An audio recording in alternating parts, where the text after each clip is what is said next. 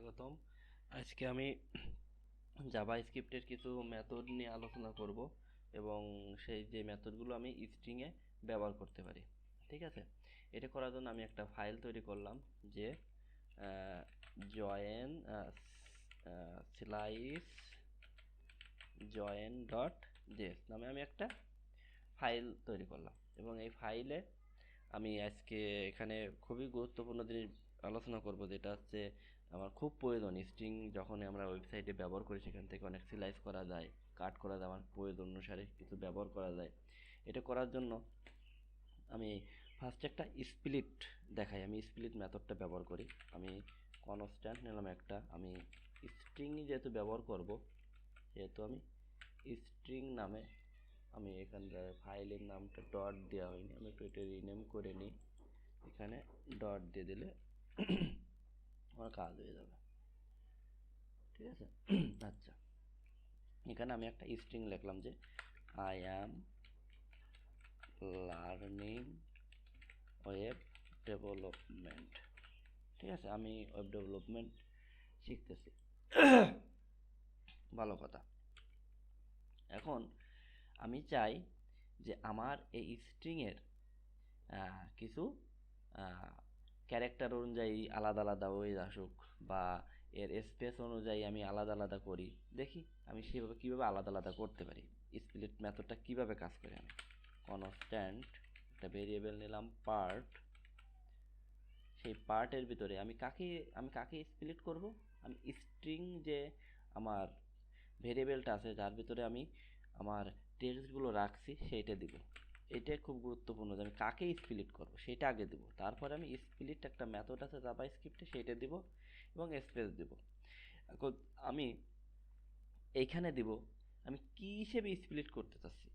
আমি প্রতিটা ক্যারেক্টার হিসেবে আলাদা আলাদা করতে চাচ্ছি, না এর শুধুমাত্র ওয়ার্ডগুলো নিতে চাচ্ছি, না আমি কি হিসেবে স্প্লিট করতে চাচ্ছি এটা এখানে বলে দিতে হবে। এটা বলার জন্য আমি এখানে একটা হোয়াইট স্পেস দিলাম, এখানে একটা স্পেস দিলাম।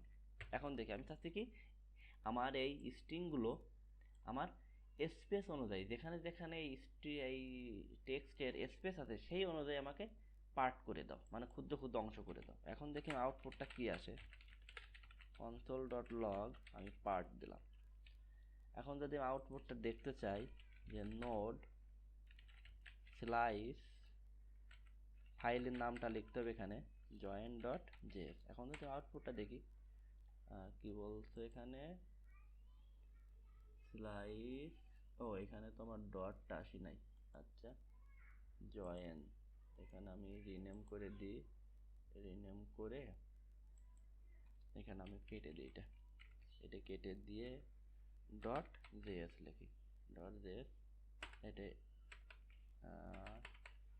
আমার ওইখানে কি বলছে ফাইল ও folder slice join dot JS already exist.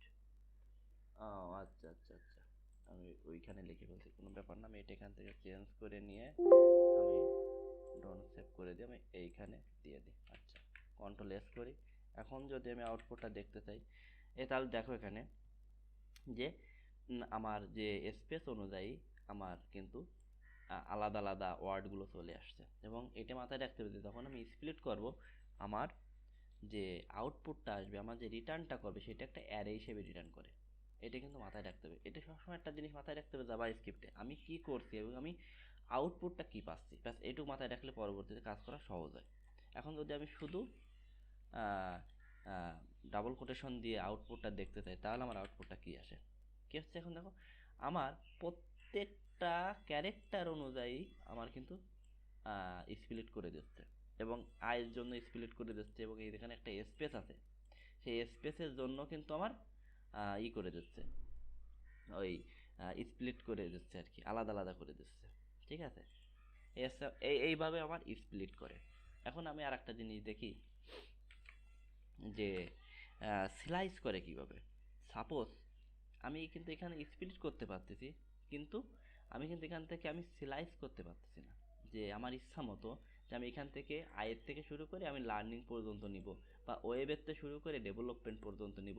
আমি কিন্তু এইগুলো ইচ্ছা মতো নিতে পারতেছি না, কিন্তু জাভাস্ক্রিপ্টে আর একটা মেথড আছে সেইটা দিয়ে আমি ইচ্ছা মতো নিতে পারি। সেটা কেমনভাবে? সেটা করার জন্য আমি একটা ভেরিয়েবল লিখলাম যে পার্ট করব 1 সাপোজ। এইটা দিয়ে আমি সেটা করার জন্য স্লাইস মেথড ব্যবহার করাই। আমি কার উপরে স্লাইস করব? স্ট্রিংয়ের উপরে, সেটা দিব। এটা সবসময় মাথায় রাখতে হবে যে আমি কার উপরে আমি জাভাস্ক্রিপ্টের প্রপার্টিটা অ্যাপ্লাই করব, সেটা দেবো। আমি করব কোথার উপর? স্ট্রিংয়ের উপর করব কিন্তু, সেইটা দেব এবং ডট দিয়ে আমি স্লাইস দিব। ভালো কথা, দিয়ে আমি একটা এই স্লাইস মেথডটা কল করে দেবো। কল করে দিয়ে এখানে বলে দিচ্ছে আমার, এখানে বলে দিচ্ছে ইন দিতে হবে এবং একটা স্টার্ট পয়েন্ট থাকবে এই স্লাইসের প্যারামিটারটা, এবং একটা ইন পয়েন্ট থাকবে, এবং এইগুলো থাকবে কি ইন্ডেক্স আকারে নিতে হবে। ভালো কথা, তাহলে আমি এই 0 নাম্বার ইন্ডেক্স থেকে সাপোজ আমি শুরু করব। এটা কি 0 ইন্ডেক্স, এটা 1, এটা 2, এরকম ইন্ডেক্স, তাহলে আমি 0 থেকে শুরু করব। ভালো কথা, এবং আমি এই লার্নিং পর্যন্ত নিতে চাচ্ছি, জি পর্যন্ত। তাই এখান থেকে শুরু করে আমি এই লার্নিং এই জি পর্যন্ত নেব, আমার আউটপুটে আসবে। তাহলে এখন 0 থেকে শুরু করছি, ভালো কথা, এখন শেষ করতে হবে। তাহলে 0 1 2 3 4 5 6 7 8 9 10 11 12, 12 পর্যন্ত আমার এইখানে দেখাচ্ছে। কিন্তু স্লাইসে করব কি, আমি যে পর্যন্ত নেব তার থেকে এক বেশি দেবো। এখানে আমি 13 দিয়ে দেবো, ইন্ডেক্সটা 13 দিয়ে দেবো। এখন যদি আমি আউটপুটটা দেখতে চাই, console.log আমার পার্ট 1, তাহলে আমার আউটপুটটা কি আসে আমি একটু দেখি। এই যে আমার এন পর্যন্ত আসছে। এখানে সিম্পল হিসেব, এইখানে আমি প্যারামিটার দুটো দেব। সেই প্যারামিটারটা আমি কোথা থেকে আমি শুরু করব, এখানে প্যারামিটার ঠিক না, সেখানে একটা ভ্যালু পাঠাতে হয় দুটো আর কি, আর্গুমেন্ট বলা যায় এখানে। যাও, এখানে আমি দুটো ভ্যালু পাঠাবো এবং সেইখানে আমি শুরু করব সেই ভ্যালুটা দেব, এবং এইখানে যে মানটা দেব আমি, যে ইন্ডেক্স নাম্বারটা দেবো তার আগ পর্যন্ত আমার আউটপুট দেবে। তার মানে আমি এখানে 13 পাঠাইছি, কিন্তু আমার আউটপুটটা আসছে 12 পর্যন্ত। ঠিক আছে, এই হচ্ছে আমার স্লাইসের কাজ। স্লাইসে আমি নেগেটিভ মানও ব্যবহার করতে পারি। সেটা কিভাবে? সেটা যদি দেখাই যে কনস্ট্যান্ট পার্ট 2, পার্ট 2 করার জন্য কার উপরে করব? স্ট্রিংয়ের উপরে করব। আমি দেব সেটা, তারপরে আমি স্লাইস করব। স্লাইস করে আমি এখানে নেগেটিভ মান দেখাচ্ছি। নেগেটিভ মান দেখাচ্ছে এই কারণে যে এটা খুব কম লাগে, তাও দেখাই যে আমি -4 দেব। দেখে আউটপুটে কি আসে আমার। আমি কনসোল লক করি যে পার্ট 2। এখন যদি আউটপুটটা দেখতে চাই আমি, তাহলে দেখি কোন পর্যন্ত আসলো, MENT, মেন পর্যন্ত আসলো। ভালো কথা, তাহলে আমার এই 4টা কী হিসেবে কেমনভাবে আমার গণনা করা হলো? এটা এমনভাবে গণনা করা হলো যে এই টির এই মানে আগে আমি এখান থেকে গুনতাম, এখন কিন্তু আমি এখান থেকে গুনবো, এবং এখানে 0 থেকে শুরু হবে না, -1 থেকে শুরু হবে। তাহলে -1 -2 -3 -4 এই পর্যন্ত আসবে আমার। ঠিক আছে, -4 পর্যন্ত, তাহলে এই পর্যন্ত আসবে।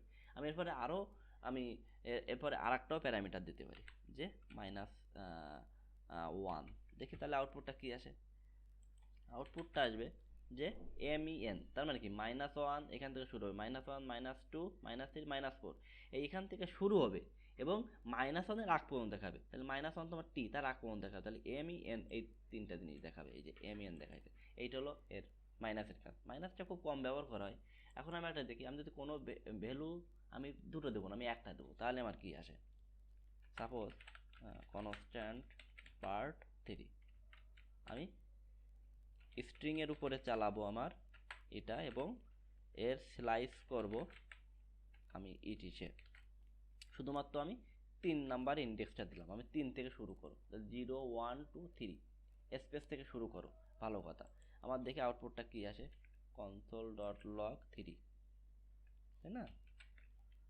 এখানে আমি 3 দেবো আর কি। এখন যদি আমি আউটপুটটা দেখতে চাই, আউটপুটটা কি আসে, আউটপুটটা কি আসলো, এম থেকে শুরু হয়েছে কিন্তু, ভালো করে খেয়াল করো। এই যে 3 থেকে, তাহলে 0 1 2 3 3 নাম্বার ইন্ডেক্স থেকে শুরু হয়েছে এবং এই পর্যন্ত আসছে। তাহলে 4 নাম্বার যদি আমি দিই, এখানে যদি আমি 4 দিই, তাহলে আউটপুটটা কি আসে, কি আসলো, এই যে এল এর থেকে শুরু, তাহলে 0 1 2 3 4 4 এই স্পেস থেকে এইখান থেকে শুরু হয়ে 0 1 2 3 4 এই স্পেস থেকে শুরু হয়ে এই পর্যন্ত দেখাচ্ছে কিন্তু আমাকে।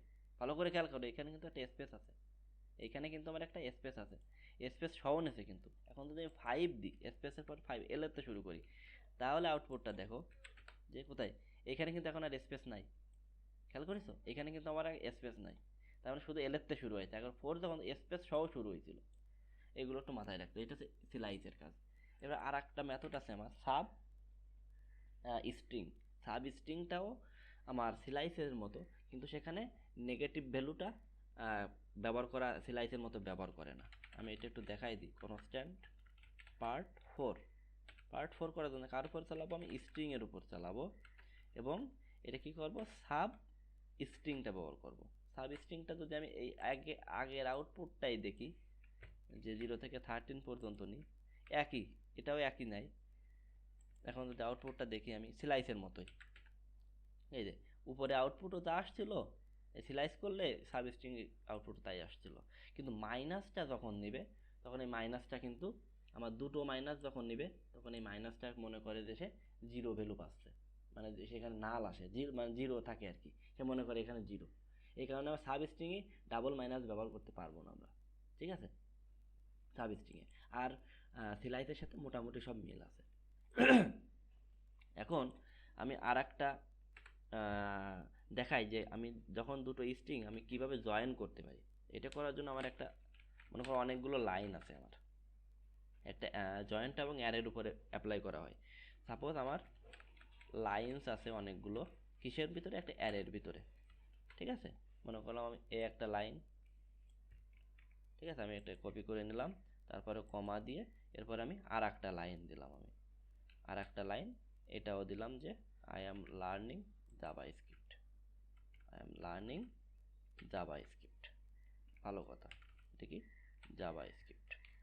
এখন আমি এই দুটো লাইন একটা অ্যারের ভিতর আছে, কিন্তু আমি একটা স্ট্রিং হিসেবে চাচ্ছি, কিন্তু এটা জয়েন করে। তাহলে সেটা কিভাবে করব?